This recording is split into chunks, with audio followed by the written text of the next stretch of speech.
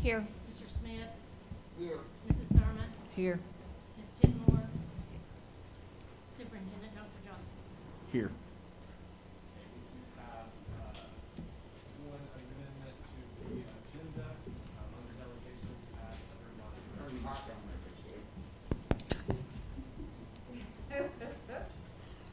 Everybody's mic is hot except yours. Yours is lukewarm. I think you're like not speaking. Yeah, we can't hear you.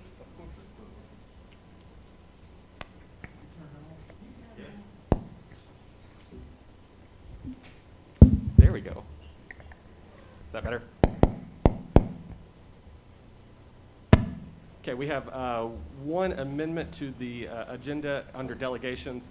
Add Heather Maudreau. Do I have a motion to approve the agenda? So moved? Second. Roll call. Dr. Highlander, Yes. Mrs. Hill, Yes. Mrs. Jones. Yes.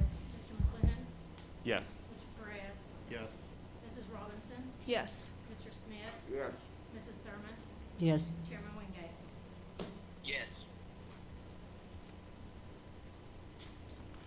Okay, we will have the pledge to the flag and meditation by Dr. Leangela Rogers of Hickson Middle School. Hello, Chairman Wingate, Dr. Johnson, and fellow board members. Thank you for giving me a moment to bring a meditation.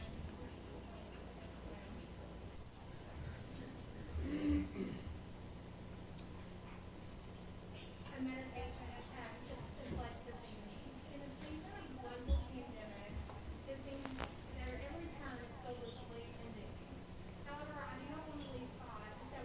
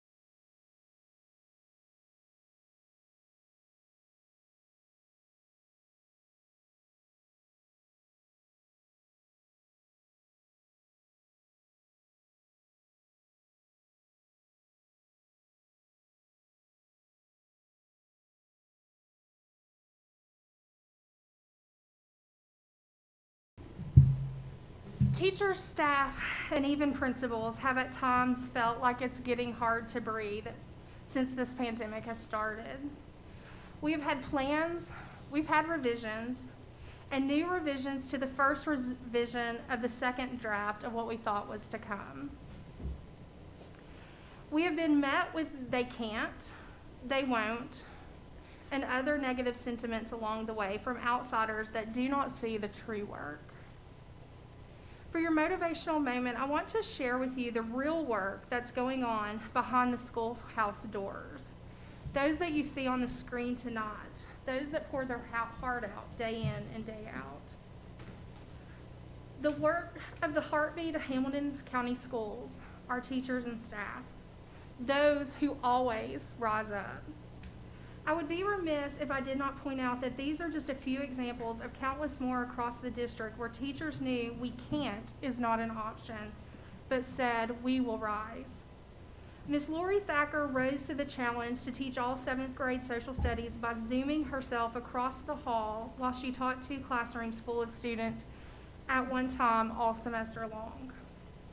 Mr. John DeBoer, Miss Cheryl Howard, and Miss Connie Howard volunteered countless hours to keep our one-to-one and classroom technology working so that our students can access us from where they are, some as far as Mexico.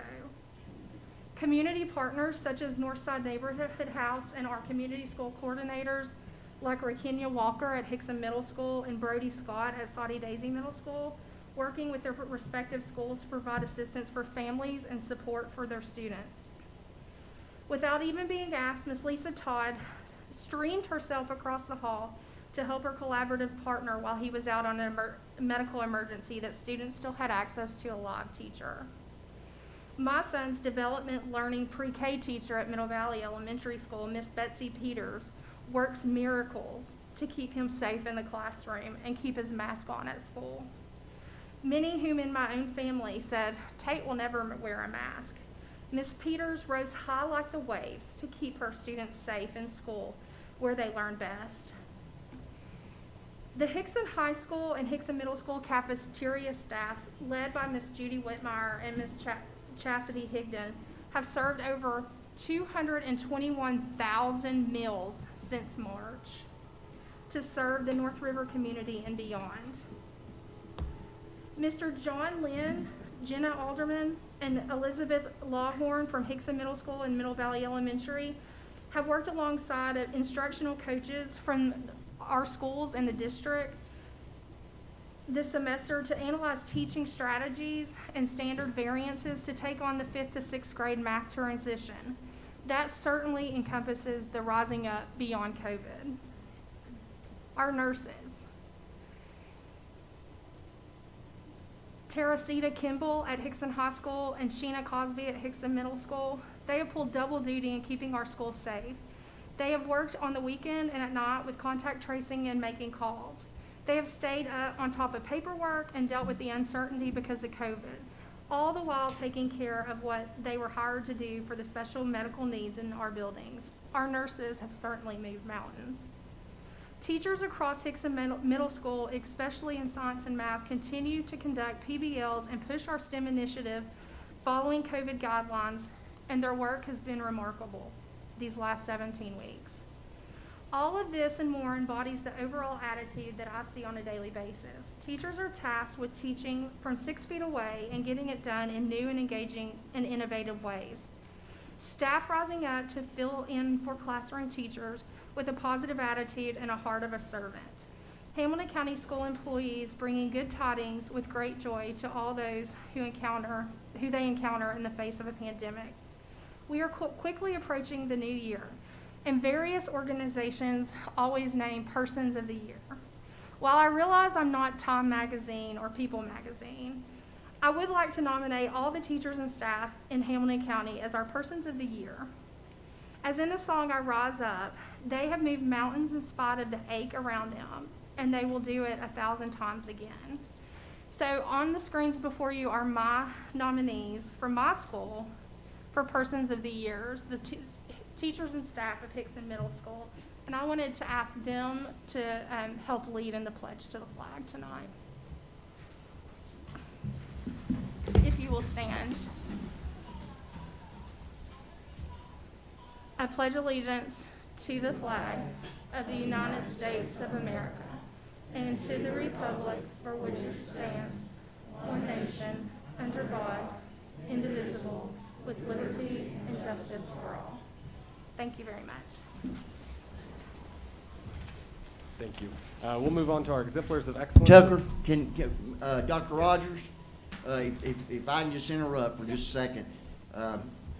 Thank you for that wonderful devotion for us. And I just want to go on record publicly and just brag on you and your whole staff. And you guys are amazing.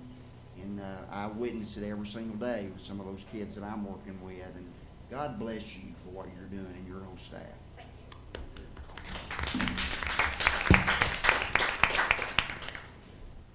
Yeah. Next, we'll move on to the exemplars of excellence with Dr. Brad Jackson.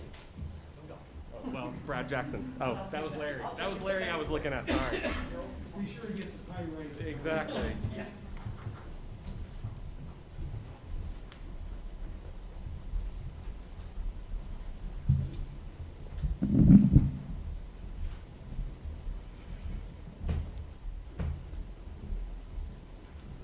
Chairman Wingate, Dr. Johnson, Hamilton County School Board, it is my honor to recognize the following teams for their accomplishments this year in the TSSAA State Championships. Gathered here next to me at this time is the East Hamilton girls soccer team, who finished as state runner-ups in the AA TSSAA classification. There are some members who are here tonight to be recognized for this accomplishment. If you don't mind, if you'll step forward after I call your name. Darcy Zay, Zoe Bergner, Jesse Woodcook, Tinley Yates, Iris Barnes, Olivia Drummeller, Malia Drumweller, Elena Fortune, Anderson Killingsworth, and Diamond Stevens. We want to congratulate these for an outstanding soccer season this year.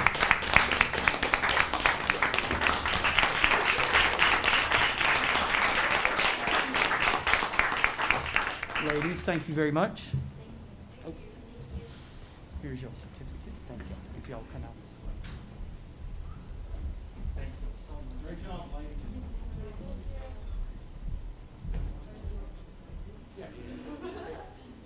Brad, real fast. Yes, sir. Joe's gonna, Chairman Wingate's gonna say something. Yes, sir. Okay, go ahead, Joe. Can they hear me in there? Yes. Hey, congratulations, Lady Canes. I'm so glad you had the chance to come over. I'm sorry I couldn't be there, but great season, and look forward to more to come. And congratulations, Coach Tyler and Coach Nelson. Good job.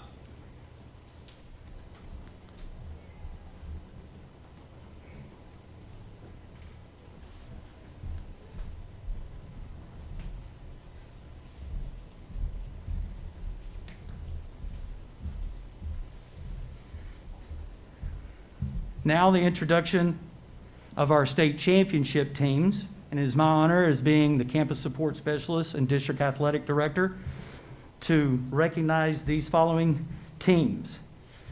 In boys cross country, Division I, back-to-back state championships for boys cross country. In girls soccer, Division I, Class A, 3-time state champions.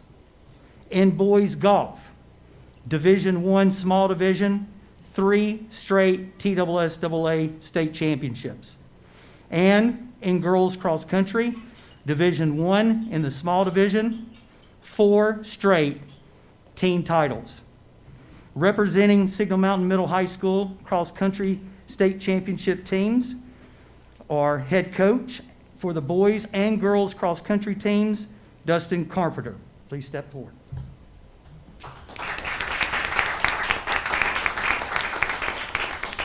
Representing the boys team, Max Sewell. And representing the girls' team, Grayson Glover and Brinson Sheets.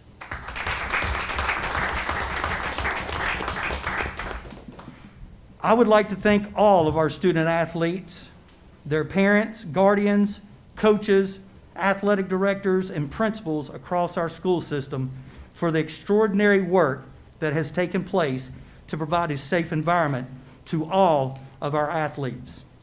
To successfully complete the fall season in the manner in which we did speaks of the hard work that has taken place in following all health guidelines and protocols. By doing this, we had a very successful fall season. With this said, there are challenges we are facing in the winter season. We will continue to work diligently to make the winter season as successful as the fall season. Before concluding, these outstanding accomplishments for East Hamilton and Signal Mountain High School teams and the rest of our athletic programs across the district, I would like to once again pay respect to 4 outstanding coaches who we have lost in the last few weeks. Each of these individuals dedicated their lives to Hamilton County Schools, are icons in their local community, and provided a pathway for many of our student athletes to be successful men and women. Each of these individuals won many awards in the city of Chattanooga, Hamilton County, the state of Tennessee, and nationally. Also, over the last few years, this school board has dedicated and named a particular facility for their achievements in our school system. This is just another example of how much each of these individuals meant to our school system. These individuals will be dearly missed, but my hope is that all of our coaches who currently serve our children will live up to these outstanding qualities that each of these individual coaches promoted and provided to their players, parents, their school, and Hamilton County. These individuals are as follows: Rick Smith, Clifford Kirk, Catherine Neely, and just yesterday, another legendary coach, Tom Weathers. Thank you very much.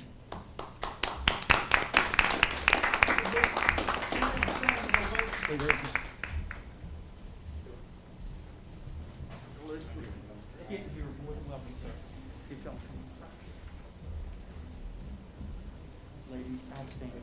Coach, great job.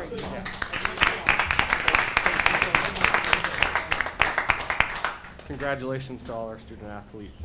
We'll move on to delegations with Ms. Heather Maudreau.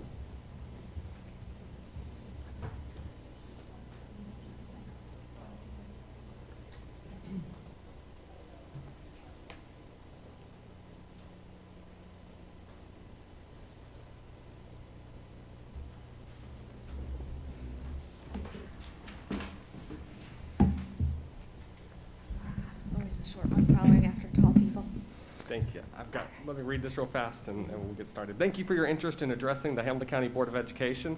During your presentation, please address the board as a whole, not individual board members or administrators. Also, please do not present complaints or concerns you have about an individual employee of the school system. If you wish to voice these complaints and concerns, you should contact central office and ask for a meeting with the superintendent. If you are criticizing an individual employee, I will interrupt you and ask you to refrain. If you continue to criticize an individual employee, or if your remarks are in error or become repetitive, I may interrupt you and ask you to sit down. Please limit your remarks to 5 minutes. Ms. Robinson is going to be taking time, and she will let you know when you have 1 minute left. You may begin when you are ready. Thank you. Dear board members and central leadership, I thank you for your time. Forgive me as I wrote this before I learned about the decision that I did, because coming here and driving over about moving to phase 1 for the rest of the semester. I realize that there's still a very difficult task coming up with that task about the changes to the phases for a second semester. That will make some happy, it will make others upset. I'm not here to talk about that. No matter what is decided, Hamilton County COVID numbers continue to grow. Even when we're in phase 2 or 3, teachers and students will be sent home to quarantine and school will be interrupted until rapid testing becomes reliable and the vaccine readily available to all. But again, instead of talking about the phases, I'm asking the leaders of this room to join our students and staff in doing what we need you to do to keep our kids in school learning every day. That is the best place for them. We all know that. that's where they need to be, and we need your help. For some, this is the easiest decision because you're already doing it. For others, it may take some soul searching. This year, I teach a student who has a rare lung disease. He was wearing a mask last winter before masks were the new fashion accessory. His family chose in-person learning because it's important to them. He needs to be in school. They trusted that the leadership of Hamilton County School and the teachers at his school would help protect him from the virus if anyone else had it. So far, we've done well. He was quarantined once when COVID hit every classroom in his grade within days of each other. Fortunately, he continues to be healthy. We make sure we sanitize surfaces, wash our hands, and wear our masks. That child is the forefront of my decision-making for my behaviors regarding my own personal after-school activities. I will not be the reason he gets sick. I wear my mask properly over my nose and mouth every time I am out in public. We had a Thanksgiving for 2 at my house. This Christmas, I will not see my family, including my 75-year-old father, because he is on oxygen. I would rather visit on Zoom than risk passing along any germs. This is the sacrifice we all must make. These are my people, my students, my family. Who are your people? Your children? Your aging parent or grandparent? I might be fine if I get sick. You might be fine if you get sick. But what about them? Is that a risk I'm willing to take? Is that a risk you're willing to take? What sacrifices will you make to keep all kids in school? I have simple asks for everybody in this room and those of you who are watching. 1, wear a mask correctly, in public, 100% of the time. I teach 7 hours a day with my mask on. I speak very clearly. You can understand me. When you pull your mask away to speak, that defeats the purpose of wearing a mask. Please stop that. Number 2, stay at home whenever possible. Yes, I know that's a sacrifice. We all want to take vacation, but is it worth the risk? Number 3, ask local businesses to stand with the schools and require their patrons to wear a mask properly while people are on their property. We are leaders and we can ask our businesses to do that. We can support those who are doing that. Number 4, again, as powerful people, use your influence to put pressure on county government and law enforcement to make it a priority to stop this virus, to slow the spread, to keep our kids in school. Do whatever you can to keep the numbers low, to bring them down, to stop the community spread so our schools can stay open safely. It does not matter what decisions the task force makes about the phases and the tracker if we don't all stand together to do our part.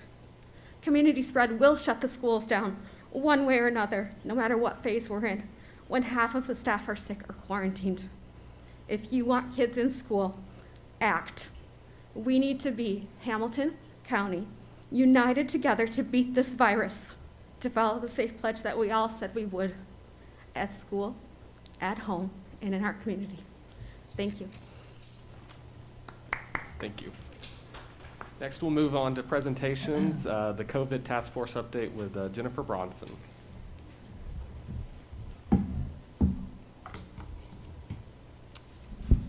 Good evening, members of the board. I just checked my calendar to be sure, but the last time I stood in front of all of you and presented was December 12th of last year, so almost a full year ago, and what a year it has been.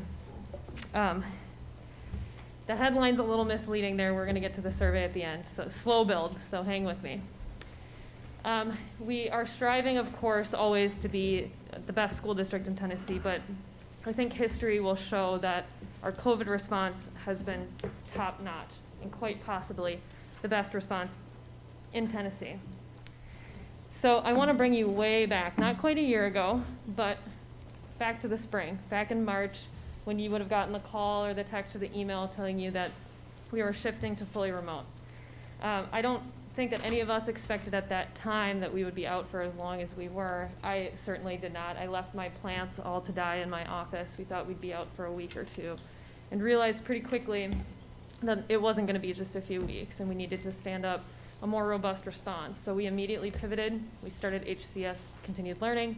We started distributing devices, and we knew that we needed to stand up some integrated supports for our students as well.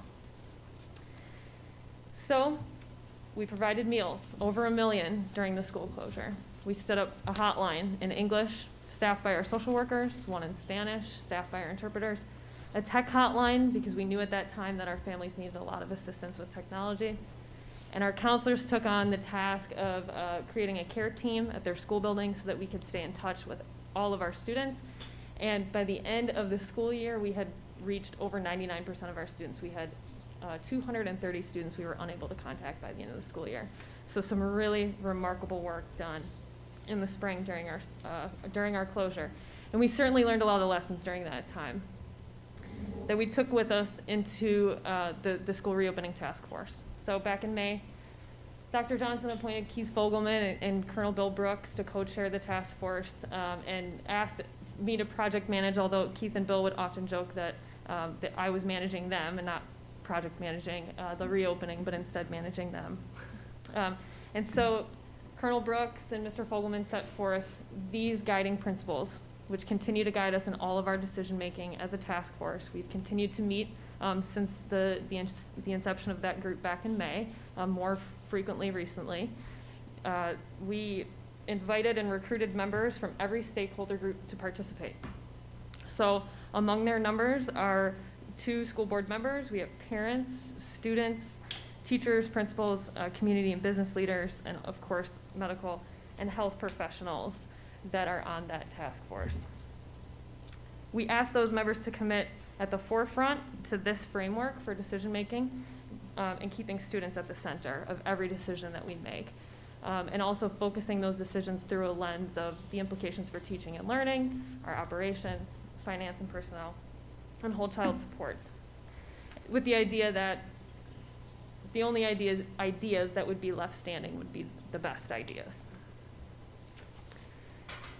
What these task force members were able to do for the district and for the school board were that they were able to go out into the community and serve as liaisons. They went to the groups that they represented, and they bound those groups to the process of school reopening throughout the summer. They held Facebook Live. We had parents that held Facebook Live sessions. We had district leaders hosting Zoom calls and had these really intentional discussions where they were able to bring back really authentic feedback to us that we wouldn't have been able to get on our own. They served as surrogates. They had credibility in their circles that we wouldn't have had as a school district alone, so they were able to lend some credibility to the plan as it was really fleshed out. And of course, their endorsement as advocates of the plan, again, built trust in our students and their families and their willingness to come back on campus in the fall. So the task force members, those were really the depth of ideas, but we needed the breadth of ideas. So you'll remember back in June, we put out our first survey, which was met with very significant participation, so 25,000 individual responses. And we were able to really get our finger on the pulse of what our community was thinking and feeling at that time about going back to school in person or remotely. So when we hit that big button, we didn't know what the kind of feedback we were going to get, but we had a lot. I say that at that point, that was our peak engagement level. So we took all the feedback that we got from that survey, and we went ahead and put pen to paper, and we came up with our draft reentry plan. We broke the task force into subgroups. They came back with their recommendations. And we really compiled each of those sub-plans, and then we put them out there for feedback. So we really asked for in-depth, open-ended response feedback on the plan.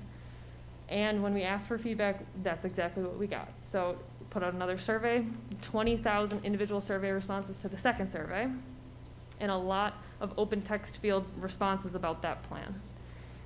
Taking all of that into consideration, you'll remember, I think it was right around the July 4th holiday, we presented this plan to you all, and at that point said that this isn't a how-to document. What this is really going to do is going to be a framework and guide us as we reopen schools. It was a potted plant, right? So it's going to grow and change as we learn more. As Dr. Rogers said at the beginning, it's the second draft of the third plan of the 7th revision, right? So it was going to go through some changes as we learned more. And it was at that time that we introduced our phases. So you can see here we separate at the top the level of risk to the community posed by COVID, and then at the bottom the learning modality. So you have the phase where we're tracking the risk, and then you have the method of instruction separated at the bottom, right? And at that time the plan was district-wide. We're going to do the whole thing for everybody in the district. We're not going to delineate by learning community or grade band. And our phase tracker. We introduced this to you guys back in July as well. It included the phase transition band, and what the intent of the band was at that time was to allow for stakeholders to have an opportunity to anticipate an upcoming change. So one of the biggest pieces of feedback we were receiving all summer was that parents didn't want to ride the roller coaster of the phase changes. They didn't want to be in phase 2 one day and in phase 3 the next day and have to try to accommodate those changes. So we built the plan around committing to delivering 3 weeks of information at a time. We would communicate our operating phase 1 week in advance and then hold to that phase for 2 weeks. And that was in response to the feedback that we were getting during that time. So after we presented that plan to you all in July, of course, you know, we held multiple town halls and sessions with our staff, with the community. We had 2 Spanish-speaking town halls. We had 1 for students that was pretty entertaining.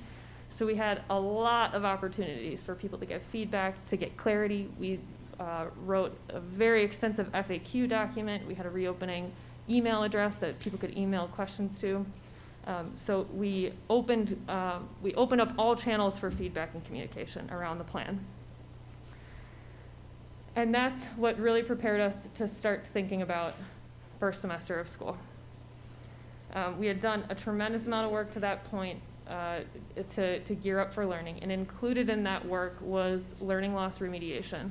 So while we were planning for reopening, we were also trying to regain some of the minutes that we had lost in the springtime. So we had the Summer Learning Challenge, and then we also stood up the Summer Reach program, which is, I like to say, we were just dipping our toe in the water of this is what school looks like during a pandemic, right? The students were wearing masks, we were grappling with health and safety.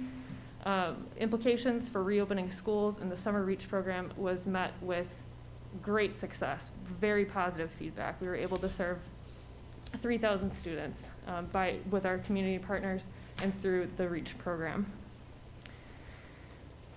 During that time, I also want to flag that kind of behind the scenes, we were doing a tremendous amount of work to get the right equipment to safely open schools. So Dr. Robertson was quietly out there getting the PPE and the supplies that we needed, that we knew we needed at that time to reopen schools safely. And so to date, this is all of the supplies that have been issued to the schools through the district's efforts. And then finally, leading up to the reopening of school, we introduced the SAFE Pledge. And by far and away, this has been the thing that's allowed us to stay on campus, teaching kids in person to this point, were these health and safety measures and these mitigation strategies. So we introduced this in the summer. We asked all of our staff and our students to commit to these behaviors, and it was a way for us to just lay very explicit expectations around what we would expect of students and staff if they were to return on campus in the fall. So that is all to say that Hamilton County Schools' reopening response has been world-class.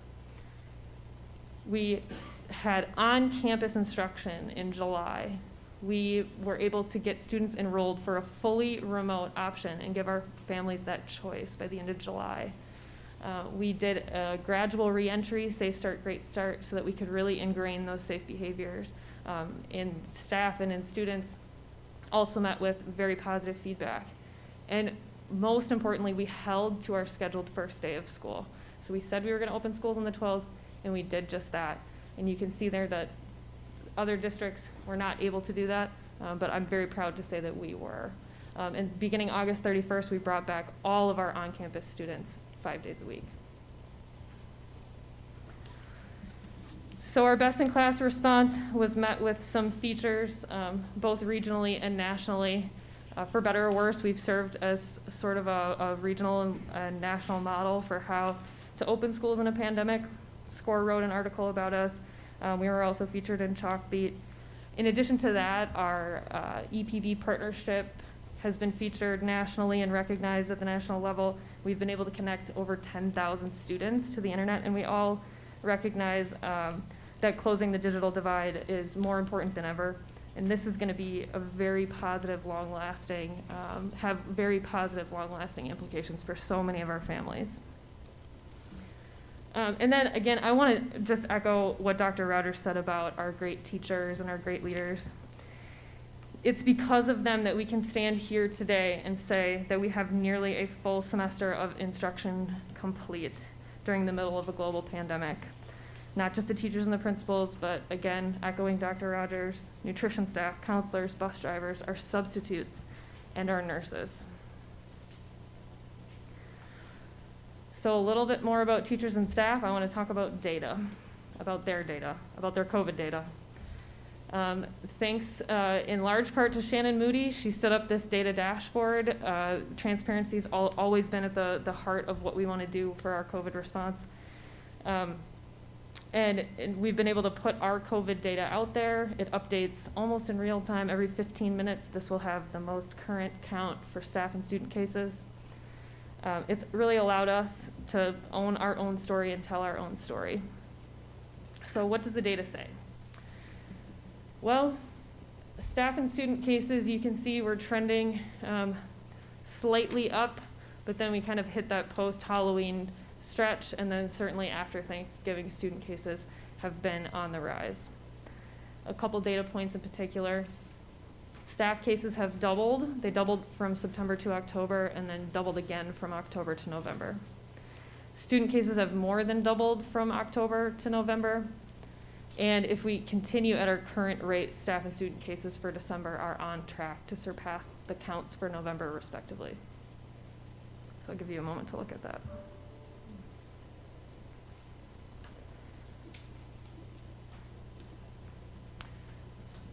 But even with numbers increasing, we've been able to improve our effectiveness and our efficiency in response to individual cases at the school level. So school closures haven't increased in step with those case increases. We've had 40 of our schools, 40, that have not lost one single minute of on-campus instruction due to COVID. 22 have only lost 1 or 2 days of on-campus instruction, and just five of our schools have been closed more than 5 days. 3 of those are high schools. So we stand here now looking towards second semester with all of these lessons learned. And with those lessons learned in mind, we distributed another survey, which closed at midnight last night. Again, a very healthy response, not as high as the summer, but 16,000 responses isn't too bad. Again, mostly parents. This time we offered an overlapping category of parent and employee. So you are both an employee of the school district and you have a child of the school district. That's the gray wedge of around 11% of our responses.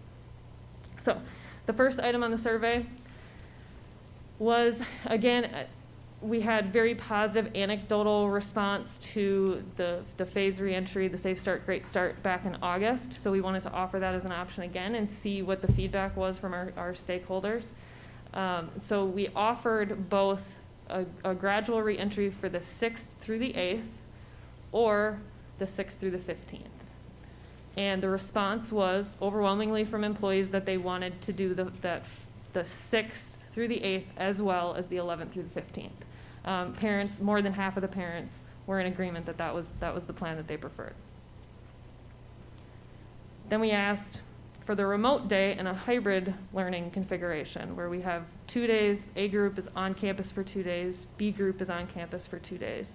Would you prefer for that remote instruction day to be on Wednesday, or would you prefer for it to be on Friday? And the responses from both groups leaned slightly in the direction of keeping it at Wednesday.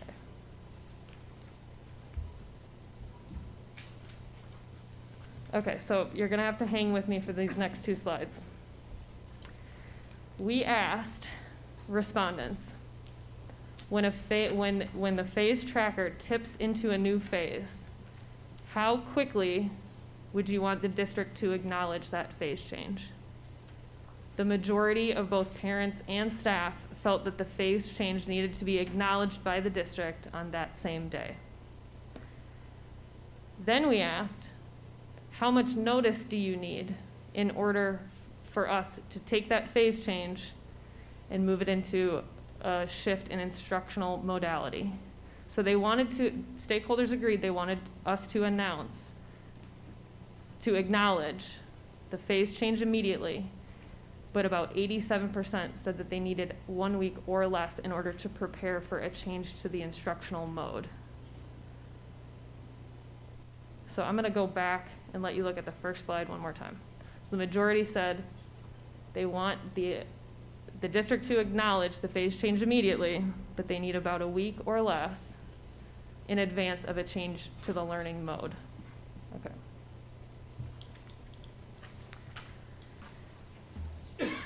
Then we asked, in a phase 2, currently when we're in a phase 2, as you all know, all students are in an A-B schedule with Wednesday as the remote day.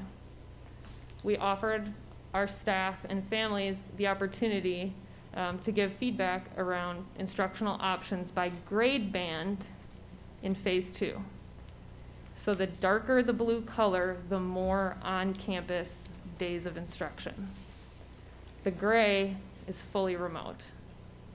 So overwhelmingly, our survey respondents wanted some level of in-person learning options across all the grade bands in phase 2. Can you repeat that? So, yep, certainly.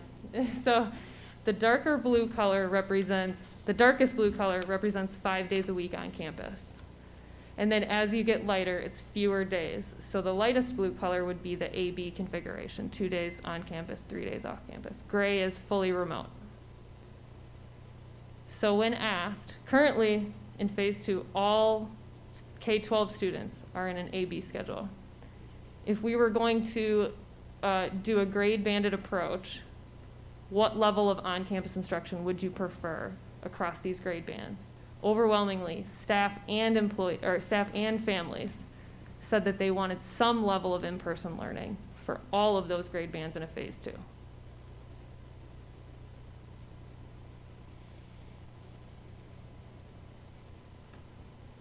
We asked the same question for phase 1,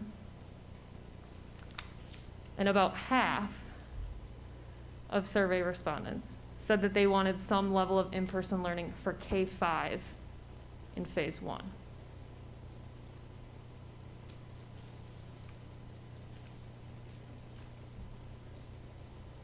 And if you're wondering how the numbers were split between staff and families, that's in your appendix, and I can get to that at the end. Okay. So what this tells us, what the survey data tells us, is that there is support from both staff and families that a grade banded approach would be supported in phase 1 or phase 2.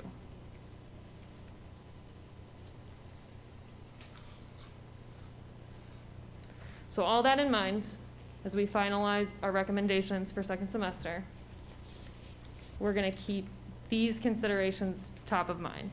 Of course, the health and safety data, both in our community and in our schools. The survey response data, of course. How complex is the instructional modality? Our devices, because of course we're not one-to-one in K2, so we need to keep that in consideration. Our substitute staffing, and then our ability to physical distance.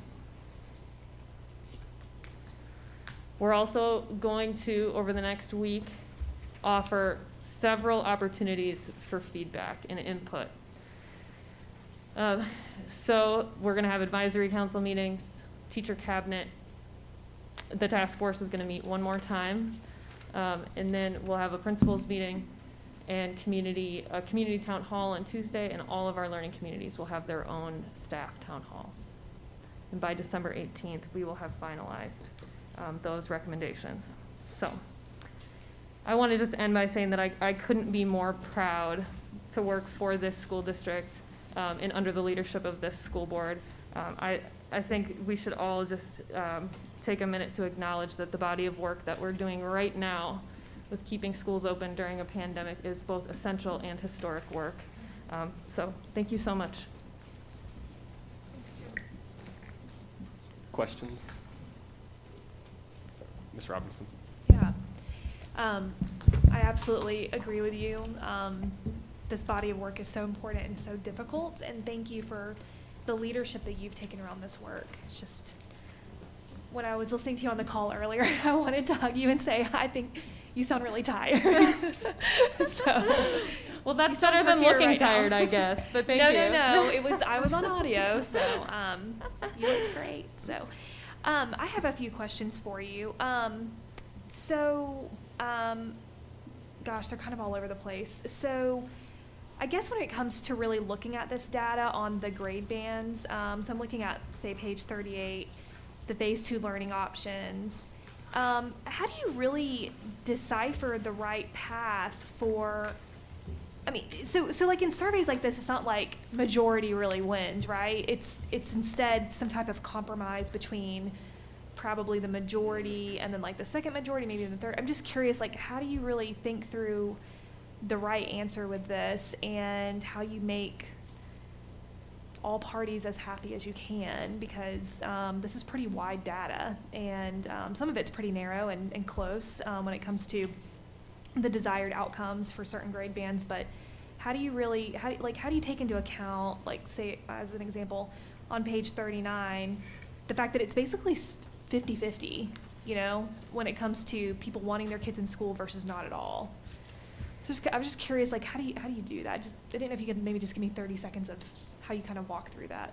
Yeah, I think that's what the input sessions are for, Okay. the next week. Okay. So now that we have the compiled survey data, kind of letting these different groups react and respond to it, and keeping an ear especially to our K-2 and our 3-5 teachers. Mm-hmm. And I don't know if Dr. Parker wants to speak more to that, but just really being very intentional about getting feedback from the constituencies that are most likely to be impacted, which would be that K-5. Mm-hmm. And so speaking of K-5, you know, I've been reading a lot of data. I've been following actually a study that's been taking place at Brown University that has been tracking COVID cases since probably July. And the data from, you know, their study, but then even the CDC is showing that young students do not transmit the disease at the rate at which older students or even adults would transmit it. You know, and then a lot of other pieces around why we should keep younger kids in school. And so I just wondered what data is your team following, and what are you reading about that's really also gonna back up even a recommendation that you put out next week, if you were to say, keep younger students in school? That's a fantastic question, because I think that what we're seeing in Hamilton County is being mirrored by the national data and the national recommendations. So our high school students account for about half of our cases, right? So they have twice as many cases as we're seeing in that K-8 grade band. And the CDC just came out maybe 2 weeks ago and said that schools are some of the safest places kids can be. So I think that the national data and trends that you're talking about are being reflected in Hamilton County. That's great. I hope that as we're talking about this, we will continue to remind people of that data, you know, even when I'm, you know, talking to people or getting phone calls from concerned community members. Not everyone is aware of that data, or maybe they're reading something different. And so, you know, we're dealing with so much of having to educate and then maybe even correct what people are perceiving as fact and truth. And so, so I really encourage you guys to continue to talk about that. I'll ask you one more question. Regarding remote learning, one of the biggest pieces of feedback that I've been receiving from teachers, especially in the elementary grade, is that it is very difficult to do their in-person work as a teacher, but then also still do the work that's required for the remote learners.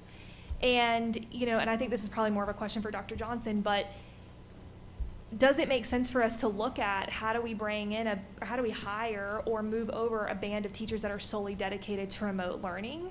When I'm thinking about January 1 coming up, and we will probably have, well, I don't know what the numbers are yet on who's going to come back to school versus who's going to stay remote, but who knows what will happen over the next few weeks as far as parents deciding to keep their kids home versus send them. There is definitely a level of overload when it comes to, I know for sure younger grades. I can't necessarily speak to upper grades because I'm having conversations with teachers in those grades, but mainly younger children because I have young children. An overload of teaching in class plus doing the work of remote learning. And so to me, if we're going to continue remote learning for another semester, perhaps we look at how to restructure that staffing model. So I wondered just your opinion on that, Yeah. or if that's something that we're considering. Yeah, I think absolutely. So a few things, several things. You go down several different rabbit holes there. So schools are staffed based on staffing model and pursuit personnel. A lot of what's dictating or determining, a teacher having a group of students in class and online is based on one, staffing of the school, right? So if it's a smaller school, sometimes what we call singleton courses, an AP or, a smaller school or an IB or something that's an isolated offering, or the percentage of students that choose online versus at home, right? So based on a grade level, you just don't have enough kids to create a pure section, and that creates some challenge. The other thing, interestingly, and I was sharing with, I don't know who I told so many people that I don't know who I was talking to today, but I was sharing with somebody today. I was at Wolf Tooth Creek a couple weeks ago, and as I was walking with Gail Hofstadter, the principal there, she was talking about our 5th grade, and she was talking about our 5th grade teachers, and I think this is just the heart of teachers. She said, we actually have enough students that are coming back that we could dedicate a teacher to HCS at home. She said, so when I met with my 5th grade teams, I asked them, hey, we can set this up. They said, we don't want to do it because we've already built a relationship with these kids, and if they go to a new teacher, then it's going to have to make them start the relationship all over. But I absolutely think there are some places and pockets where just because of staffing and some different things that are there, that there's some things we can look at, maybe on a temporary basis and continue to try to support. I also was talking to a group of principals today, and I know that there are some learning communities where they're going to try some sharing of staff, and Neela may be able to speak a little bit more to that, but that's an evolving thought, as I think that was mentioned earlier this year, and something that we're more and more, schools are more and more, getting more and more comfortable with trying to look at and lean into as we start the second semester. That's great. I think that thinking through that is really important. And you're right, it's certain pockets, I think, that have that need or certain grade levels. Another thought, you mentioned it being a temporary position. I think you're probably right about that. But I am wondering what the summer of 2021 looks like for us, because we're going to have probably a lot of catch up or opportunity for additional learning to do. And if we've got the remote piece down pat, maybe that's something that we offer to students in some way, shape, or form, and that's an extension of that temporary role. So just a thought. So thanks. Appreciate it. Thank you for the presentation. Ms. Thurman. Yes. Don't think it got past me that says school is the safest place for students to be, so we tell them to stay home. Makes sense to me. But anyway, one thing kind of about some of these questions, I noticed that probably the virtual parents who had their kids virtual, they answered the same questions. I really hope the next survey we do, the virtual parents don't get to answer some of the questions about what they think everybody else's kid gets to do, because we're not getting to answer questions about, well, we think your kids need to be in school. I mean, how would they like it if we told them that, right? So I just wish that you would break them out and say virtual parents don't answer this question, because they're deciding whether we go to AB or what they like, and their figures get figured in with everyone else's, and I just don't think that's right, because I think it kind of skews the number a lot, because if they're already doing virtual learning, they're already home with their kids, but they shouldn't get to vote for like single parent to stay home. You Yes. know, us virtual parents think you single parents need to stay home with your children. Right. You know, so I just think that they need to be broken out, because I think it really skews the numbers. Right. Because I just don't believe some of these numbers from some of the parents I've talked to, that they really feel this way. Likewise, we've gotten some feedback that we should break it down by the grade bands as well, so that if you have a high school student, you're not answering questions about the K2 students and so on. So Yeah. that's great feedback. Thank you. Mr. Prez. So, a few questions. So, we've obviously learned a lot in 3 or 4 months. In July, we picked the band levels at which we would go from one phase to another. Can you briefly, I don't want to go through the whole task force, tell me how those numbers were chosen, and if the science has taught us anything different about those band levels, and whether we should revisit? Because I think people have been looking at those bands forever, and when we shifted some decisions, it's almost like that band was you know, law, and so help me understand a little bit about that. Absolutely. So it was created in conjunction with the health department, of course, with their feedback, and Dr. Adams and Dr. Woods, they both sit on the task force and endorsed that banded approach. We modeled it after a few other districts who had put out their phased gating criteria at that time, and we went a little bit more conservative, and we were intentional with the transition considerations, because we know that hospital capacity is a big one. So we have the hospitalizations, ICU numbers in there. And obviously teacher student absences, keeping a close eye on the teacher absences because of personnel issues and substitute coverage and whatnot.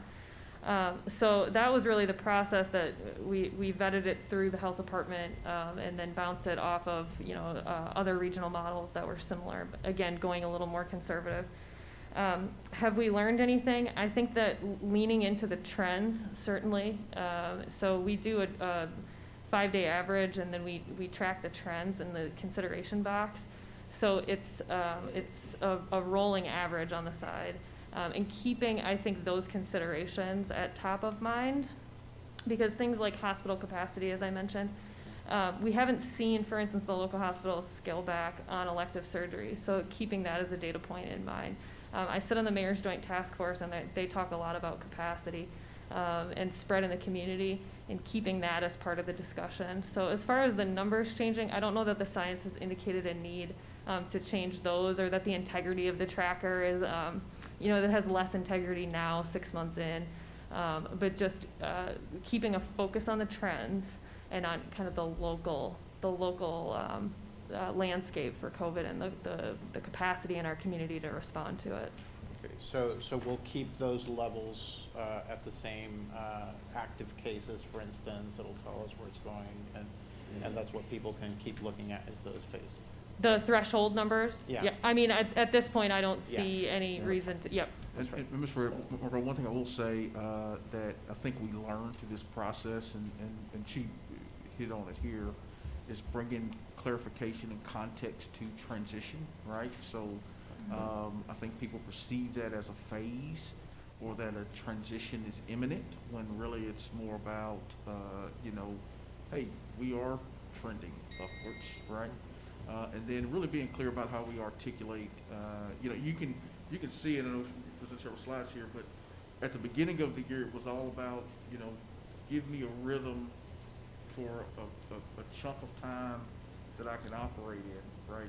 To now, you know, the desire of the community, which we'll respond to, is in that moment in time, I want you to, you know, shift to whatever phase you're in. So I think more so than the numbers within the gating criteria or the phases, it's really more clarity and articulation of the message, and making sure that there's nothing left to question. You know, because transition for some people, and we talked through this, transition for some people meant, oh, we're getting ready to transition automatically to the next phase. So y'all didn't transition, you know, and so it's like, well, hang on. You know, we make that decision based on the number in that period of time. So I think it's going to have to be, as the cases, and I want to be fully transparent, like, we have no indication that the cases are going to go down anytime soon, right? So as the cases continue to stay at this kind of fever pitch, we've got to be even more intentional with communication. It wasn't an issue when we lived in phase 3, you know,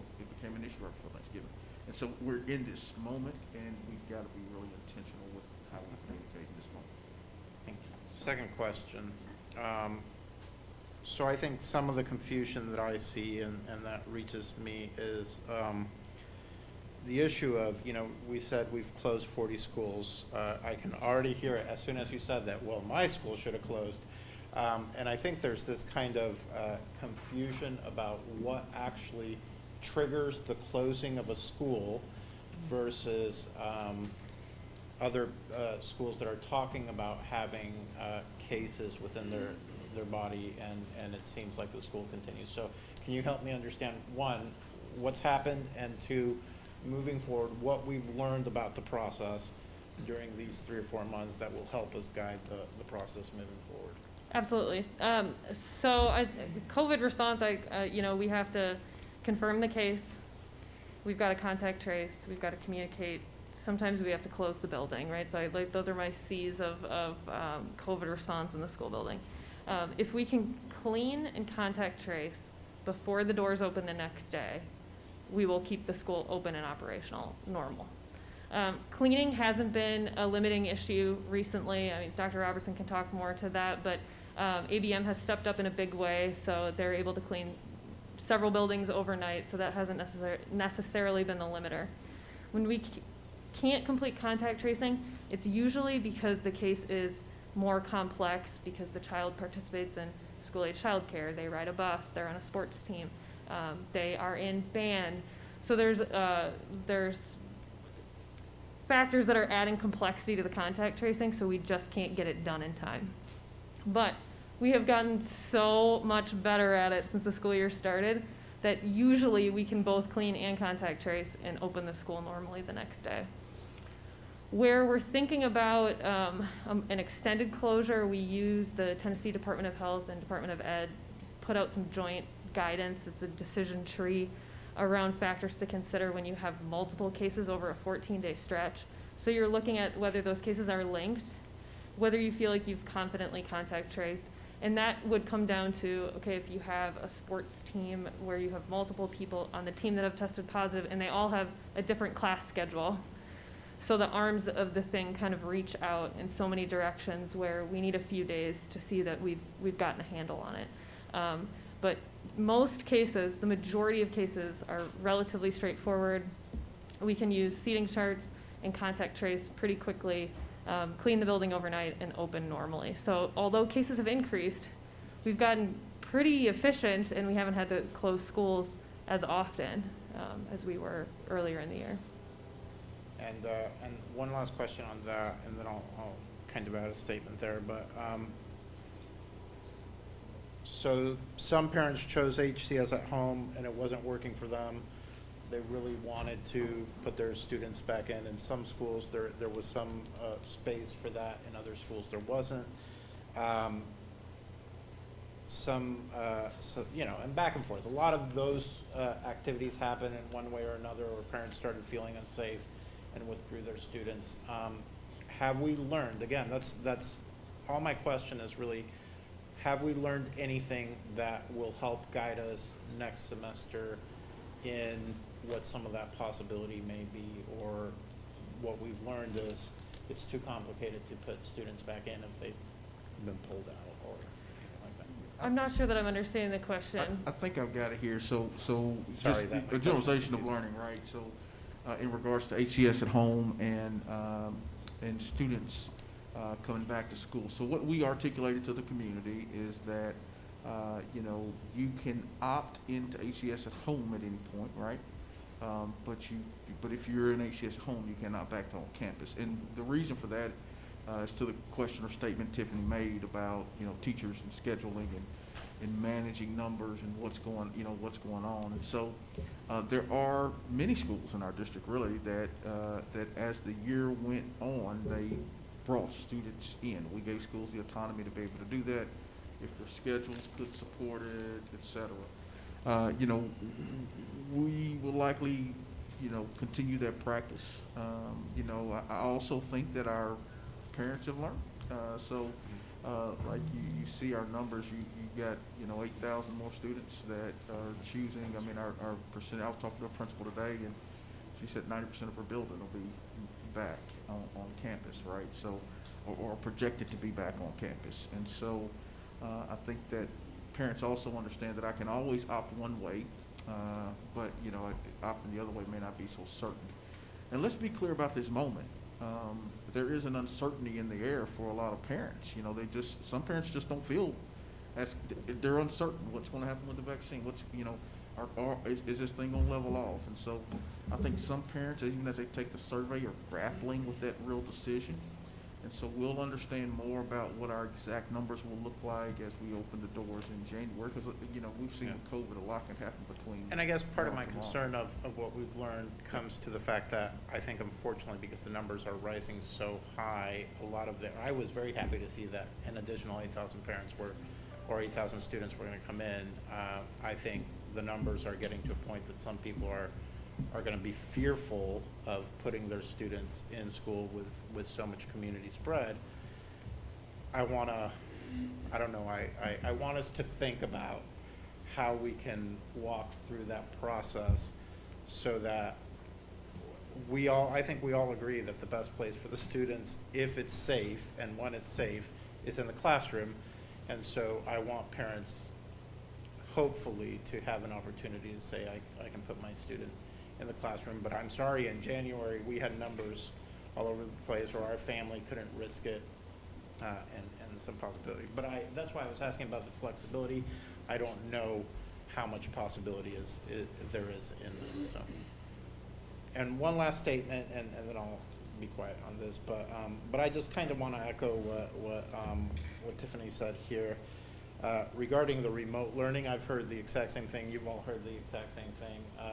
If someone could dedicate themselves to a group of students, they could manage fine. If they were trying to teach both, coming back home and adding stuff online while preparing lessons for the next day, that's where I feel there's the greatest challenge. I'm sure you all know that, but I think it's important that we do that. And then the fact that there are those students who are not connecting. They're at home, but they're not connecting. They're not doing their work. They're not part of the whole system. And I think the frustration of some teachers that they're still supposed to kind of be meeting the metrics with students that are completely disconnected from the process. So I just want to, I know there's no easy answers to that. I appreciate the amount of work that everybody's put into trying to make that happen, but at the same time, I don't want our students to fall through the cracks in that process. So whatever we've learned, hopefully we can pivot and make some changes there as well. Dr. Highlander.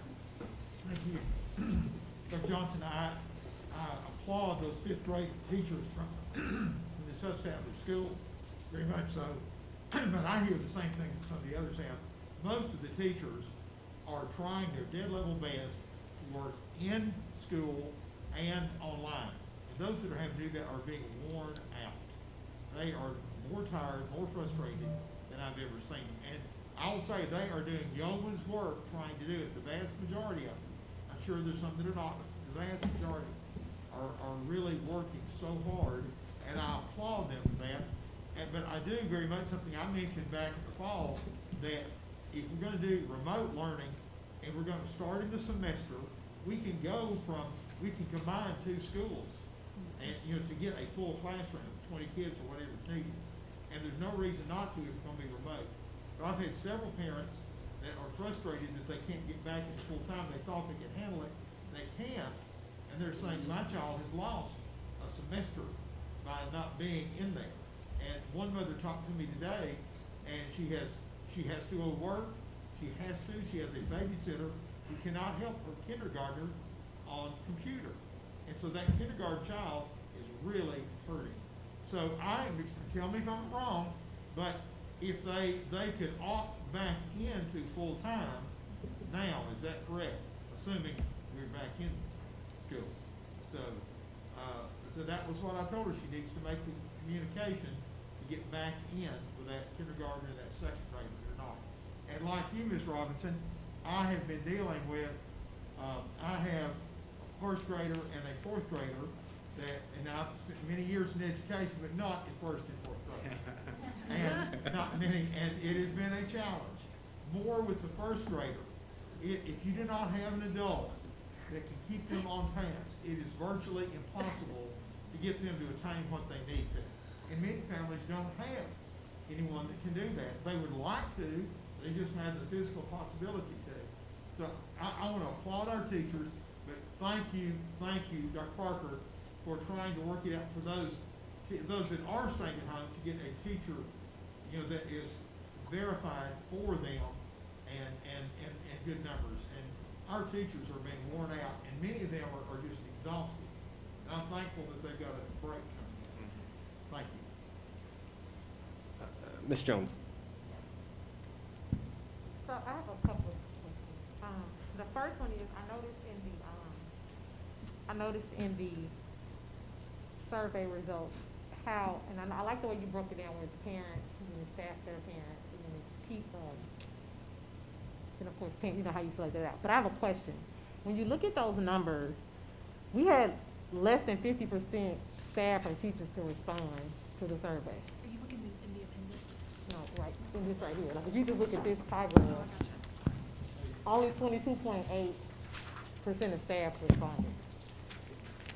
No, so of the total respondents, 22% or almost 23% of respondents were staff. Right, and then if you add the staff that are parents, it makes it like 33.9, right? Correct. So it's less than 50%, a little over 25%, right? Response. Is my math wrong? You're saying if there are 5,000 employees, then you're trying to figure out how many employees. You've got about 3,000 teachers. Responded. Right, but I guess my concern is that, I guess what I'm trying to point out is that we hear a lot, I get a lot of concerns and expressions from staff. Let me not do that. From staff, I feel like I can't hear me because I got on 2 masks, but from staff. But I think where I become confused or torn as to how to support the teachers, because I want school to be safe for students, and I want school to be safe for staff as well, right? And so I think that's pretty much how we all feel. And we know it has to be safe for students because they have to learn. But if our staff is not healthy and able to be there, they can't learn. So it becomes complex. But I guess we get all these concerns from teachers about one group wants it to be this way, one group wants it to be this way, one group wants it to be this way. And so I don't know how to help them because I have so many sides coming to me. And so I was wondering if it's possible, this is adding work, Jen, Dr. Johnson, whoever. Can we just get a staff survey? What we can do is we can pull out just the staff responses. Yeah, because what I tell the teachers and the staff that call me is that, and I understand everything that everyone calls and tells me, but if Rhonda's telling me something, and Dr. Highlander's telling me something, and then Tiffany's saying what Dr. Highlander is saying, but then Tucker's saying something else, but they're all teachers. I don't know how to help them. And so I think that's where it becomes complex because we do all care. We do care. It's not tone deaf. It's not a mute point. Everybody cares that is making these decisions. We care because we are family. We work and we do stuff too, and we want to be safe too, so we care. But I think it becomes complex, and I know the morale is getting down, but I also know that the morale is down with parents. Because I have received calls and comments, and I have seen social media comments, and I've gotten emails. Well, I literally read one yesterday where it was a teacher that said, please make sure your children sign in on Zoom. That was her post. And she had several parent comments under there and said, to be honest, I just checked out. My kids didn't sign up today or yesterday. So parents are checking out. So I don't know how to help I don't know how to help us. Yeah. And I don't want to say these people because I'm part of this community, but I don't know how to help us anymore because nothing is. I know. And it's hard. And I tell this person because it's very hard. And it's not that we don't care. And it's not that we all have not had our own personal, familial experiences with COVID. So it's not like we just somewhere living in a bubble and we haven't lost family members or had people to be sick or lost friends. That's not the case. We are not insensitive. We hear you, we get it, we read it, we live it, we eat, sleep, breathe it. But I don't know how, I don't even know, I mean, this is great work. Y'all do great work, But I just don't know how or what to do anymore. I just don't, and I don't know how do we go, I don't know. I'm just so frustrated because I don't know how to help y'all help them. I don't know how to help myself help them. I don't know how to help my peers help. I don't know what to do anymore. Because at this point, I feel like nothing is good enough. And we know that kids need to be in school. So I just don't, I don't know, but I have to say that because I've gotten so many comments these past 2 weeks from staff like, well, y'all are just tone deaf. I mean, we've been called systemic racist. I mean, it's so much. Yes. And it's just, I cannot, I can't, it's becoming, and y'all like, It's too much. but y'all know what I'm It's too talking much. about. I mean, that's happened in the past 2 weeks. And so, It's and too that is much. not, it's a lot. And I don't know, we're all feeling the growing decisions that are made at levels that we didn't make them, but we have to figure out what's best for Hamilton County and our community. But we also have to start working together. And I know we hear grace a lot, but this is nothing but a year and a moment and a period of grace because nobody has ever done this before. If you have, come fix it. If you have done this before, I want you to come help me fix it. Because nobody has ever done this before, and I just don't. And I feel like I'm saying what other people have wanted to say, but I have to get that out because You did. this is heavy. Heavy work, stressful work. And we're all, I'm pretty sure all 9 of us I know are doing our part to help because we get on all of their nerves. I know I do, I get on all their nerves. Calling them, all these people that sit these chairs around us. Because people call me about stuff like everything. And so we're trying to help them help y'all, but we don't know anymore. I'm just really, and especially with the staff, I don't know how to help the teachers anymore because all of them are saying something different. I will definitely provide the data delineated by staff and parents, but I think what you'll find is that it's not as deeply divided as you would anticipate. And are we asking anything about their emotional or mental, like anything do they have suggestions as to, and even staff and even parents, like what do they feel can help them? Yeah. If I could, just real quick, so we had about 70% of staff respond to this survey, so we had really good staff, response in general, right? I think we run the risk of missing, like we are absolutely in a global pandemic. And I try not to simplify things, but every article I read out of every national and major publication, every superintendent across the country I talk to, anybody I interact with, like morale in school systems, public school systems, is tough right now because we're trying to balance health with education at a level that, frankly, I got CPR, in college. That was the extent of my, my medical, training. And so that's what everybody's trying to balance right now. And unfortunately, COVID's a politically charged conversation. I mean, I'm just going, and that's where we live, right? So, I think for us, it's important. I had an interesting conversation with a group of teachers on Teacher Cabinet just now, or a couple hours ago now.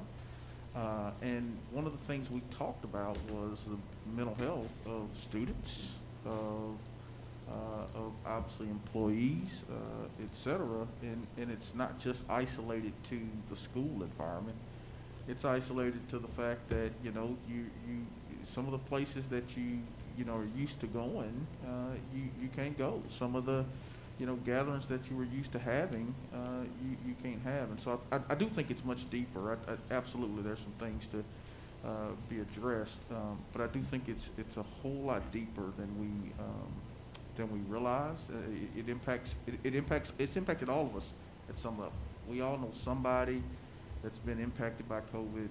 We all have, lived lives that, in holiday seasons where we're going to be impacted by COVID. And so I know with these decisions, and I said this the other night, like we will not be able to make a decision that will please everybody. It's unfortunate, and I hate that every single day. We have to look at what's best for children. We have to look at how do we keep our students and staff and employees safe, all at the same time. And so that's the balancing act that we try to get up every morning with, and it's a tough feeling because I agree with you, Kurt, like you wanna find that solution. You want that silver bullet, type of thing, but I don't know. I did just hear that the FDA approved the vaccine, and so hopefully between that and time, I talked to somebody today that's really good at math and was giving me a math lesson on the vaccine. Hopefully between the vaccine and us, everybody, and I said this earlier today, and I'm gonna be quiet on the soapbox, but it's gonna be bigger than our school system. When you look at our numbers and you compare them to the county at large, right? The research is showing that schools, because of protocols, are much safer. When I talk to most teachers want their children in school. They want their students in school. I hadn't talked to one yet. They didn't say I don't want my students. They want their students in school, but they also want to be safe, right? So, if schools are going to be important, and they are as important as I believe they are, there are decisions outside of school that will have to be different. If we're going to be able to open our doors back in January and get back to normal-ish, there's some decisions outside that will have to be different, and that's beyond just the school system. That is the community making the decision that public education and education in general is important.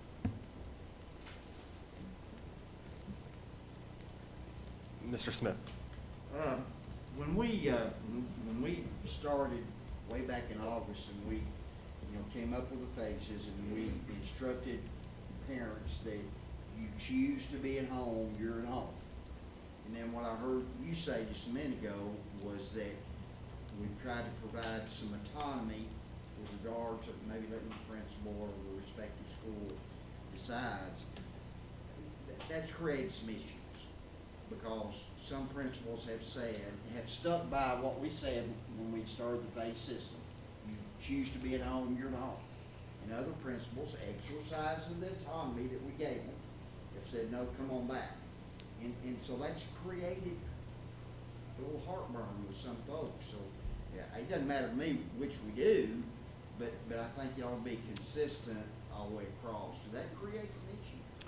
It does, and one thing to clarify, I'm glad you said that. One thing to really clarify, it's all based and generated on the capacity that the school has, right? So, I think the question on the flip side we have to ask is, I was talking to another principal today, and said, hey, I'm gonna have 22 in a class when we return based on my numbers. For her, if a student chooses to come back, she may not have the capacity, right, to bring that student back. But if we got a class from another building that's got 12, do you say no to that one, yes to that? So it is really a capacity-driven type of thing, and I think it's fair to question it. And I don't know the answer. I mean, I think most of our principals, all of them are trying to figure out how to serve kids, and for some it's easy, for some it's hard, and they're in the same situation because they're trying to balance the concerns of their teachers, that are in their buildings. And so if I got a teacher with 22 in a class, do I add a 23rd or 24th that's going to, set them even in a worse situation? But hey, if I got a class over here with 12, can I add 2 or 3? So that's something we can look at and talk about. Maybe if you just add that caveat that they can come back if there's room. Capacity. Yeah. Because I think the way that's being interpreted is it's done differently at different places. And I've had at least 2 that I know of that have been upset about that. If I may, to this point, because it's come up from several tonight, one of the phrases we use a lot is loose and tight. And one of the places that you have to be really tight on is enrollment, because staffing is around enrollment. But you've heard, as you've looked at trends across the nation, what's called pods or clustering, learning pods. And so our HCS at-home team is literally going learning community by learning community to look at the at-home numbers versus the in-person numbers to see exactly how we can really cautiously look at, but it's very delicate. It's teacher by teacher, it's kid by kid. I could tell you one specific learning community right now where one school has a situation with one grade level with 3 kids at home, and another school has 21 at home. Well, if we could merge those two, that's a very reasonable number. We are right now in the process of exploring that clustering or learning pods, but we also have to be accountable to the system that, you know, enrollment, registration, all of that. It's complex, but we are actually having those meetings this week. We had 2 yesterday, 3 today, and 1 more tomorrow, but we are in the process of trying to look at that right now as we go into second semester. Ms. Hill. Neely, I'm very glad to hear that you all are looking intentionally at sharing remote teachers across schools. I think that that is a very smart way for us to go, and have advocated for that since we started meeting to talk about reopening schools. What is the status on the number of devices that have been delivered from the purchase that we made for elementary school students? I believe we ordered about, what, 8,000 devices? Between those and teacher devices, how many do we have? Yeah, Justin has a specific number, but I do know that many of them have gone out. So they and have been, students they have are them being in delivered. hands, and they are being Okay. delivered. Third through fifth is. Yeah, 3rd through 5th in good shape, K through 2, you know, we are okay. Now, I will say K through 2, there's some iPad availability and some old Chromebook availability and things like that, but getting them on a newer device is something we gotta look at going forward. Okay, but so 3-5, It's in the good shape. devices have showed Yeah. up. Great. I wonder, how might our delegation at state be able to advocate for us to make, to remove limitations that might give us more flexibility? And I don't mean with regard to accountability, but as it relates to enrollment in specific schools. You know, it feels like we have been very bound by the staff that are assigned to a school because of the number of students who are enrolled at that school versus in Florida, they extended that hold harmless concept to allow any child that chose to be basically HCS at home, a remote student in Florida, was enrolled in their online program, like our virtual school program. But that school was held harmless for that child. So the teachers at the elementary school in Winter Park are only teaching the in-person students in Winter Park because, if you remember, Florida required that every school open 5 days a week. So their teachers aren't having to do both. And I recognize we're midstream, our rocket ship is headed to the moon as fast as we can go. But I do wonder, how might our delegation help us? Are there things, I would encourage your team, Brian, to think about that, because we could get class to advocate for us, perhaps in a way that another system hasn't thought about. You know, we have our public school systems tend to only pull the accountability lever, and that doesn't go over very well at the state, and we know our core business is to educate students, so be thinking about that. Can I ask you a question about that? Yeah. Just, what benefit do you see that giving us if we were to find a way to, is it around like performance and testing, or is it something? No, so I guess what I'm thinking is, like right now, some of the concern that I have heard about sharing teachers amongst schools is that, so in District 6, for example, Lookout Mountain School is allocated a certain number of teachers based on the students enrolled at that school. Lookout Valley Elementary, the same thing, all over. And so we made the decision that if you were HCS at home, you were officially enrolled in your school building, which we're in a remote place. What does your building matter? You know, I mean, there was a conversation early in COVID about, does this get rid of school zones. We did have intent behind that because many of our families choose their home or their neighborhood because they want to stay a part of their neighborhood or community school. Mm-hmm.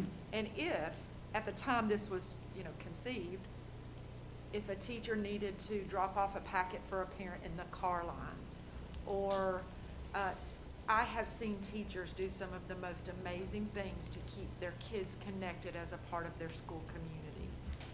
We don't want this to be a permanent thing, but we really wanted families to be able to say, East Brainerd is my school, or Hickson is my school, and I can still connect and relate to the people. If I'm a 5th grader and that's my last year at that school, I still could go to, and I'm just picking a name, Mr. Boston's class for science, because that would have been a really big deal at the school where I worked. I acknowledge that we have that desire to be tied in a traditional way to a school. We have a nostalgia for the way that it always has been until 2020. But as we look forward, depending on how long health issues like this affect our school system, we have an opportunity to innovate. And it is interesting to me that there is a concern and a desire from a parent to have that teacher at that school. And even within learning communities that I see, there is trust within learning communities with the staff within that community, but they say, I don't know that I'd want a teacher in a different learning community.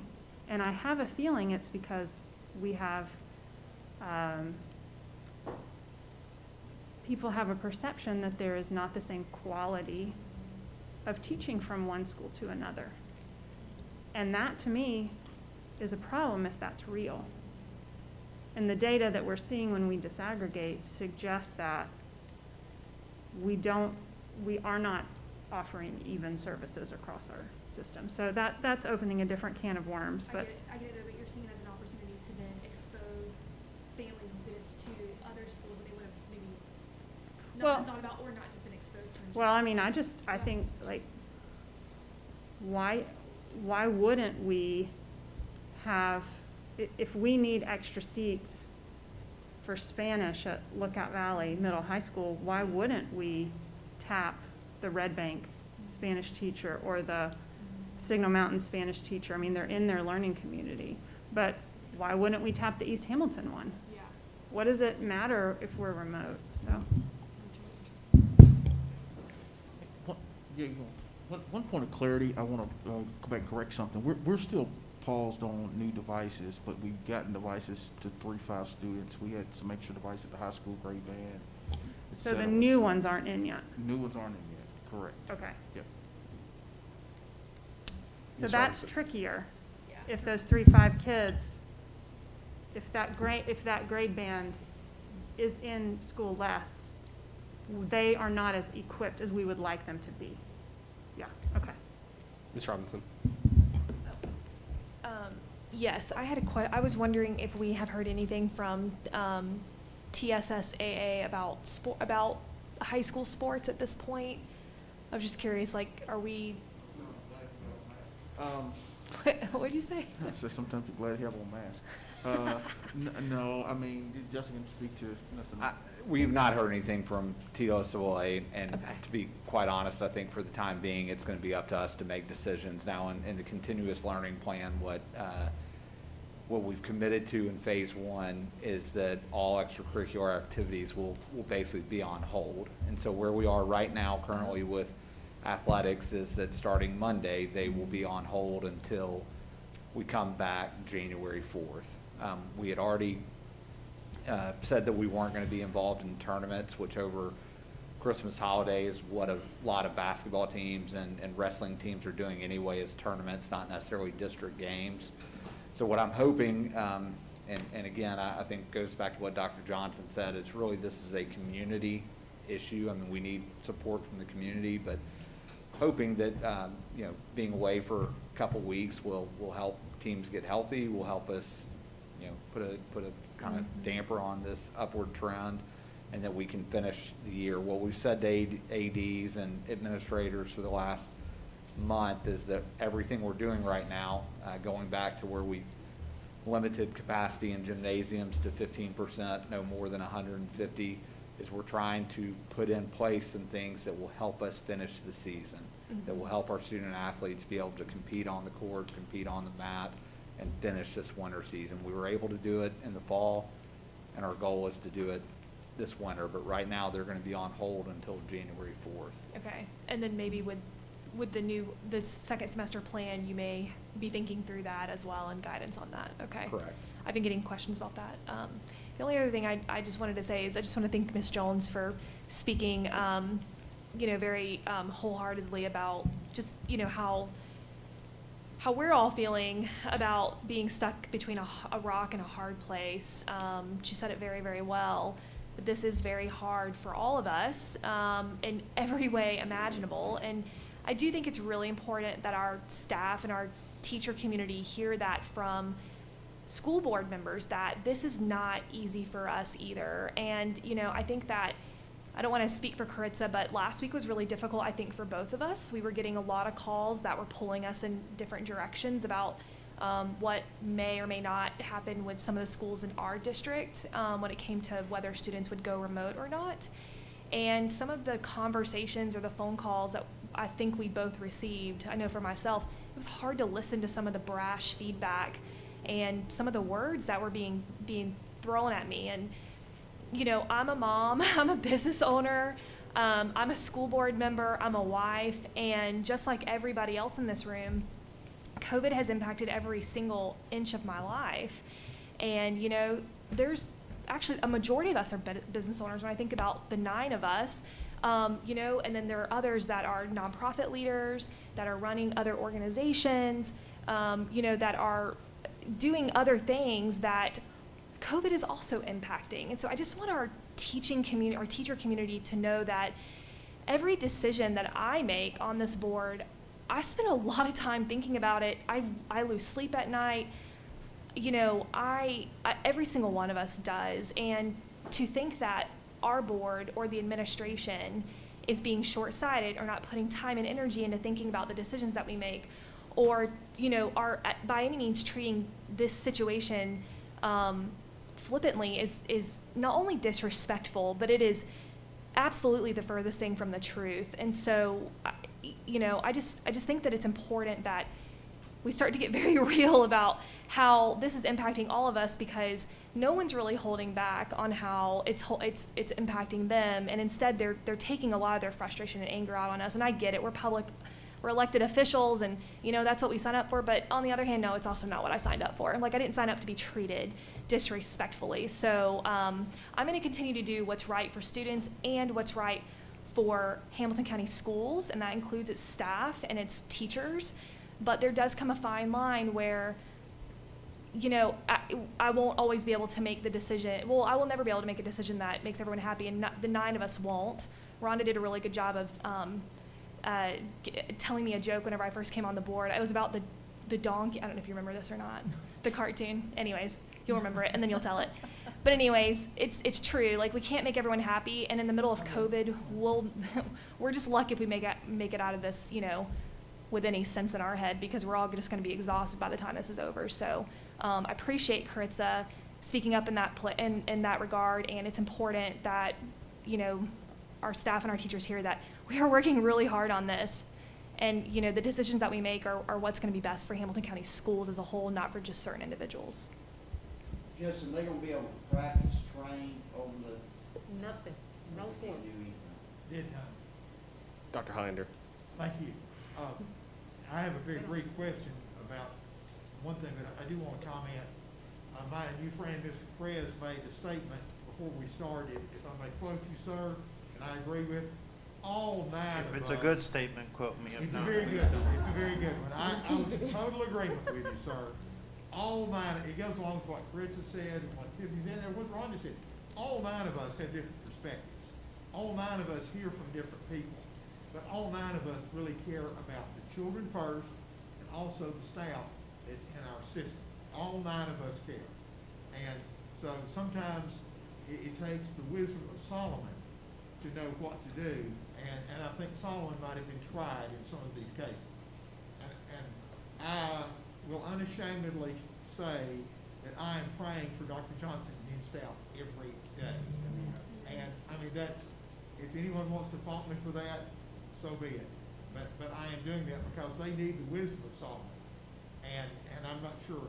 Now, the brief question I had before that statement was, is that, and this is my weakness, I've looked online and I can't find out, and I think some parents probably want to know, those who have been HCS at home or virtual, there is a deadline for them to sign to go back to full-time school. Has that deadline been passed? Yeah, I've heard there was a deadline. There was, yeah, they were supposed to communicate with the school by, my date took off the 19th, 20th, And 26th. some of them are not aware of that and don't know when do we have to do it. I said, I think it is passed. Please encourage them to reach out directly to the school. But they roll automatically. If they didn't respond, Into person. they're automatically in That's person. important for them to know. What now? They roll automatically into, in person.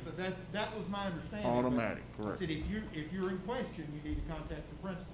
And I said, it's my understanding that you'll automatically go. That is correct. But if not, you know, if you're wanting to stay on HCS at home, you need to immediately contact the principal of that school. Did I give the correct information? Okay, thank you. Ms. Jones? Oh, yeah, I just wanted to piggyback. So the majority of the calls, what I spoke of, and I'm closing this, were from my area, and they were nice. But I did get some calls. I mean, they were really nice and understanding and open. I even had a conversation with the learning community superintendent, and she was really nice and understanding as well. However, there were some others that, like I spoke of, were, like Tiffany said, were very brash, and morale clearly is an issue. And I just want to also point this out too, again, is that just like we want to be respectful of each other, for the teachers to be respectful of each other and their administrators. Because once again, the principals are only doing what Dr. Johnson and his staff, it's a trickle-down effect. We ask them to do, they do, you know. But be cordial, because when you become disrespectful to your administrator and to your learning community directors and your directors, that's a whole different level of, I don't even know how to explain it, but I was taken aback by that, because I just couldn't imagine adults talking to and acting the way.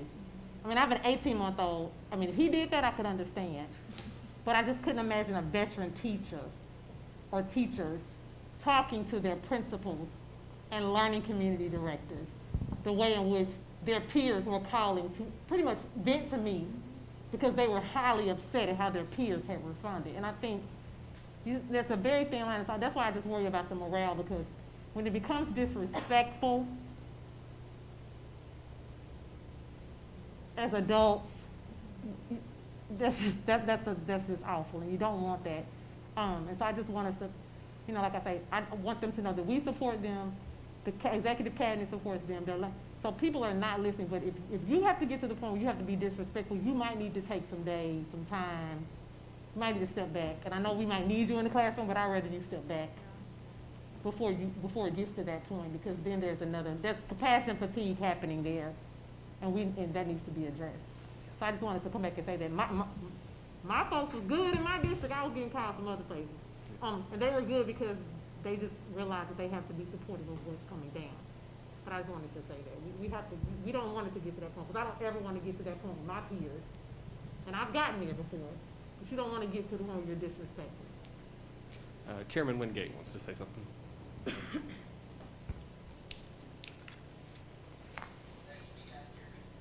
Yes. Yeah. Okay. I was gonna say a couple things. I hear what you're saying, and that has happened a lot lately. Some of that obviously is just our culture right now. People just feel emboldened to not use much tact. One thing I would say about all this, and we all know, obviously it's unprecedented. Obviously, as Tiffany has cliched already, it's a rock and a hard place. It's just going to be that way. One thing I'd like for everybody to remember is that these 9 board members here, 7 of the 9 either have children or grandchildren in the school system. So to think that any or all of us take decisions lightly wouldn't be fair. And then the other thing I would say is I would challenge anybody who's kind of questions decisions that we've made. We've all talked about how the best place for our children to be right now are in the classroom, be in school as much as possible. And I challenge those critics to find school systems in our state that have been in school more than we have, because I think they're going to come up dry when they begin to look around for that. So I'm thankful for what's happened. And are there going to be times when schools are going to have to close and people are going to have to stay home because of just community health concerns? Probably. And we've already been there, and we're probably going to see some more of it. But it's not the wishes of this board for that to happen. It's not the wishes of our school system for that to happen. Nobody's sitting here thinking that children at home looking at a computer screen is the best way to learn. We all know that it's not, but we're trying to navigate the best way that we can. And I'm thankful for the discussion. I'm thankful for how much time and effort you all put into this. And so I just ask folks to keep that in mind. I haven't got a chance to speak yet. Something hit me when we were listening to our meditation and that song, Rise Up, and it's 2020, I celebrate anything positive this year. And I think to put a bow on this conversation, to look back at what this district has done to rise up in every facet, from teachers to custodial to cafeteria to our parents, just to highlight some of that again. We served over 1.2 million meals. We reached 99% of our students. Some districts were struggling to reach 70% of their students. We had 2,000 students in the classroom in June. We opened on time. We connected over 10,000 households to the internet. 40 of our schools have not had to close. I just think that is just vitally important to look at and to remember, for this community to remember. I think Chairman Wingate kind of took the words out of my mouth. There's not another district in the state, if the nation, that has done what we have done. And just to say that I'm proud is an understatement. Ms. Jones kind of, and Ms. Robinson kind of took what I took, or what I was going to say, but I've been very sidetracked. Thank you, Dr. Johnson. Thank you, Ms. Bronson, for the work y'all have done. It's been incredible, where we are and everything. But this week I have been incredibly frustrated with the not so much feedback, but just the messages we have gotten from our teaching community about just the accusations that we don't care, we're not listening. We're listening. 25,000 responses, 20,000 responses, 16,000 responses. We are listening. There is 9 of us, all 9 of us are responding to emails, to calls, to text every single day about this. And 7 of us have a vested interest, whether it's grandchildren, kids in this district, or spouses in this district. So to say that we don't care, to say that, we don't care about the safety of our teachers or our students is just absurd. There is nothing more than we want to have our students and our staff in schools that are safe, and we have done that for this semester. I know we're having to enter phase 1, and some things are bigger than this school district that we have to look at and take into consideration. But I would just offer a moment of reflection for our parents, for our students, to our teachers, about what we have accomplished this semester, because it is an incredible feat. And I'm proud to say we are Hamilton, and that we have this halftime break to regroup, re-strategize, and see how we're going to attack that second semester. And if it's any indication what we did this first semester, I think we're up for the task. So I just had to get that off my chest, and I truly do appreciate the work that the task force has done, and Dr. Johnson, your administration, Dr. Parker, Dr. Robertson. I think it is incredible. Mr. McClendon, can I add Yeah, Mr. Prez. So as well, I want to echo, I was looking at the Exemplars of Excellence, and I'm really proud of our team and thankful for our team. And then I want to echo the fact that this is a call to our community. We're entering a season where we all want to gather and we all want to be together.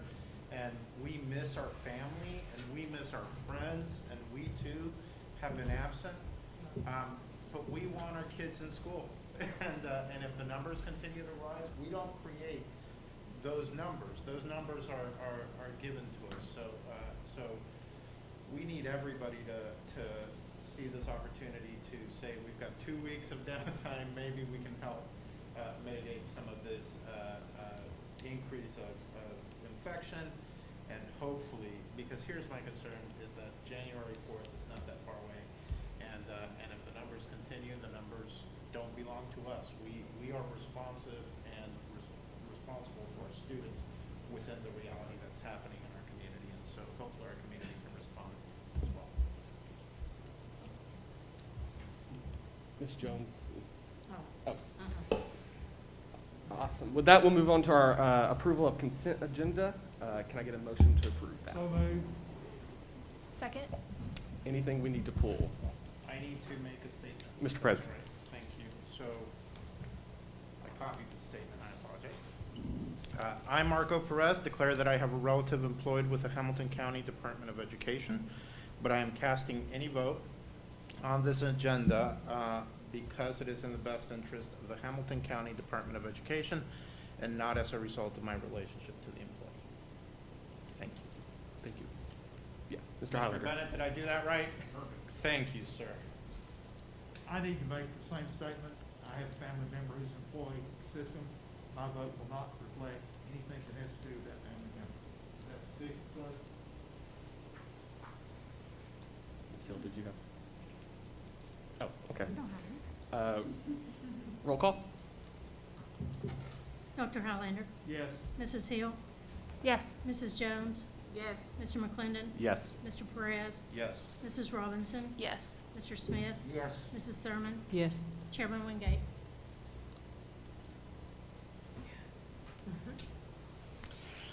Okay. Moving down to informations only, you should have your legal services report. Any events or announcements? Next board meeting is January 21st. Next board meeting is January 21st. And remember, we'll meet on the 18th, on the Tuesday of that week instead of Monday. Yeah. Monday's a holiday. Our agenda, the week of the board meeting in January, our agenda session will be on Tuesday instead of that Monday like normal for the MLK holiday. So it's on the, say that again? So the week, you said January 23rd? January 21st. 21st is our Right. meeting, So and the that's 19th is the actual agenda. meeting. So we're actually meeting on the 21st, right? Correct. Okay, that's right. That's right. I The just wanna- agenda session will be the 19th, Okay, that's what I was. because the 18th is a holiday. Mr. Highlander. I'm not sure when you want me to, Mr. Vice Chairman. I would like to make a brief statement about Mr. Weathers before we close. Yeah, please do. Is it appropriate now? I know several of you, I worked for 12 years with Tom Weathers at Red Bank High School.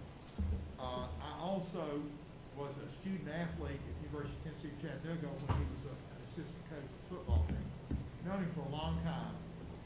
He was a strong, powerful person physically. He was a very intelligent man.